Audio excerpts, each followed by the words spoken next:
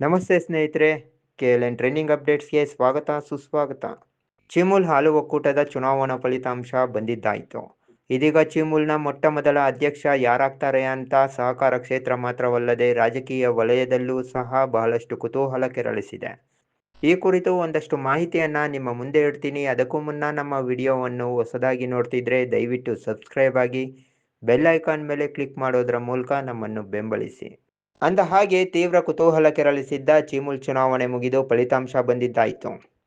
Congress 6, BJP-JDS ಮೈತ್ರಿಕೂಟ ಬೆಂಬಲಿತ 5 ಮತ್ತು ಪಕ್ಷೇತರ ಶಾಸಕ KH ಪುಟ್ಟಸ್ವಾಮಿಗೌಡ ಬೆಂಬಲಿತ 2 ನಿರ್ದೇಶಕರಾಗಿ ಆಯ್ಕೆಯಾಗಿದ್ದಾರೆ. ಈಗ ಯಾರು ಚಿಮುಲ್ ಅಧ್ಯಕ್ಷರಾಗ್ತಾರೆ ಅನ್ನೋ ಚರ್ಚೆ ಜೋರಾಗಿ ನಡೀತಿದೆ. ಅದರಲ್ಲೂ ಬಾಗೇಪಲ್ಲಿ ಶಾಸಕ SN ಸುಬ್ಬಾರೆಡ್ಡಿ ಮತ್ತು ಜಿಲ್ಲಾ ಉಸ್ತುವಾರಿ ಸಚಿವ ಡಾ MC ಸುಧಾಕರ್ ಅವರತ್ತ ಕಾಂಗ್ರೆಸ್ ನಿರ್ದೇಶಕರ ಚಿತ್ತ ಹರಿದಿದೆ. ಬಾಗೇಪಲ್ಲಿಯಲ್ಲಿ ಗೆಲುವು ಸಾಧಿಸಿರುವ ಕಾಂಗ್ರೆಸ್ ಬೆಂಬಲಿತ ನಿರ್ದೇಶಕ ಮಂಜುನಾಥ್ ರೆಡ್ಡಿ ಮತ್ತು ಚಿಂತಾಮಣಿಯಿಂದ ಗೆಲುವು ಸಾಧಿಸಿರುವ ಅಶ್ವಥ್ ನಾರಾಯಣ ಬಾಬು ಅವರ ನಡುವೆ ಅಧ್ಯಕ್ಷ ಸ್ಥಾನಕ್ಕೆ ತೀವ್ರ ಸ್ಪರ್ಧೆ ಏರ್ಪಡುವ ಸಾಧ್ಯತೆ ಹೆಚ್ಚಾಗಿದೆ. ಮಂಜುನಾಥ್ ರೆಡ್ಡಿ 4 ಬಾರಿ ಮತ್ತು ಅಶ್ವಥ್ ನಾರಾಯಣ ಬಾಬು 3 ಬಾರಿ ಗೆಲುವು ಸಾಧಿಸಿದ್ದಾರೆ. ಆದ್ದರಿಂದ ಈ ಇಬ್ಬರು ನಾಯಕರ ಹೆಸರು ಪ್ರಮುಖವಾಗಿ ಕೇಳಿಬರುತ್ತಿದೆ.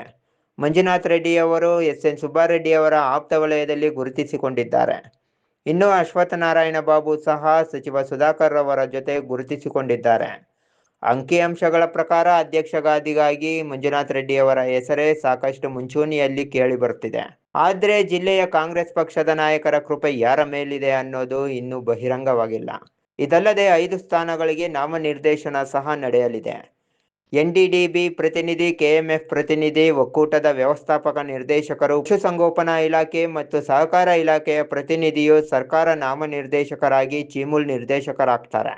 ಕಾಂಗ್ರೆಸ್ ಸರ್ಕಾರವೇ ಅಧಿಕಾರದಲ್ಲಿರುವ ಕಾರಣ ನಾಮನಿರ್ದೇಶಿತ 5 ಸ್ಥಾನಗಳು ಕಾಂಗ್ರೆಸ್ ಪರವಾಗಲಿವೆ. ಈ ಕಾರಣದಿಂದ ಕಾಂಗ್ರೆಸ್ ಪಕ್ಷದ ಅಭ್ಯರ್ಥಿಯೇ ಅಧ್ಯಕ್ಷರಾಗುವುದು ಬಹುಪಾಲು ಖಚಿತವಾಗಿದೆ. ನೋಡಿದ್ರಲ್ಲ ಸ್ನೇಹಿತರೆ, ಈ ಮಾಹಿತಿ ನಿಮಗೆ ಇಷ್ಟವಾಗಿದೆ ಅಂತ ತಿಳ್ಕೊತೀನಿ. ವಿಡಿಯೋಗೆ ಒಂದು ಲೈಕ್ ಕೊಡಿ, ಕಾಮೆಂಟ್ ಮೂಲಕ ನಿಮ್ಮ ಅನಿಸಿಕೆ ತಿಳಿಸಿ. ಮತ್ತೊಂದು ಟ್ರೆಂಡಿಂಗ್ ಮಾಹಿತಿಯೊಂದಿಗೆ ನಿಮ್ಮ ಮುಂದೆ ಬರ್ತೀನಿ. ಜೈ ಹಿಂದ್, ಜೈ ಕರ್ನಾಟಕ ಮಾತೆ.